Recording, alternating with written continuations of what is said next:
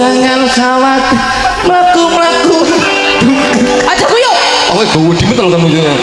Ya bene, terima-terima anake ngene. Mlaku-mlaku. Malah lali aku. Mlaku-mlaku tuku paku, gawe celana-celanane longgar. Jangan khawatir, oh sayangku.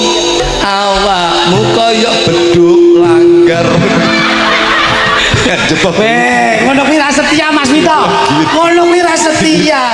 Ya, kayak beduk. Kakak saya. Dik sayang. Dalam-dalam dek kunjung. Mbok jenengku ki digawe lagu to, Mas. Iya iya saya. Mbok jenengku ki digawe lagu. Wong aku ki ngarang lagu pinter kok, gawe apa-apa mesti tak gawe. Jenengmu sapa? Sayang. Punjung. Kowe iki lho rungokno bojoku lho. Ya ya kowe kenyak juwotos kan. Jenengmu sapa? Bialang lengen.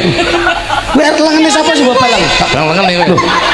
Lah lengene bojomu arep boge balang lho rumangsamu. Gitu deh kowe ngene. Iso, bar iki korban rasa mbok sia-sia.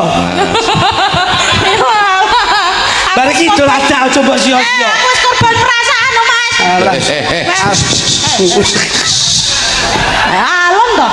Sayangku. Lah kok itu mau jentar ngono. Wong dandan mbok paido kuwi lho. Nek iki gawe hidup to. Nggih. Karepe niru cah ayu-ayu. Lah kok nggih hidup lah kok kuali mudun ngono. Lah kok munggah panggung mbiyaki ngene. Kowe iki yo ngapur. Mayu Pangapunten Mas Mito, panjenengan lek madoske gen gandengan kok mesti trep niku pripun to? Lah aku ngerti selir satu sampean. Alhamdulillah. Samane kok mesti ngono nyapa. Aku malah Ya aku sayang kowe. Aku ngono Aku iki lho. Jane sinden kok kuli pasar lho gitu. Lah kok katakan lho. ngelek-ngelek aku terus kok. Ngelek-ngelek lambeku tapi hatiku tuh sangat cinta sama kamu. Patimu. Ra iso. Aku kok merinding. Loh, mosok bojo dicimuk gila ya. Aja mlek kok kowe aku dhewe ngocoe jijik kok.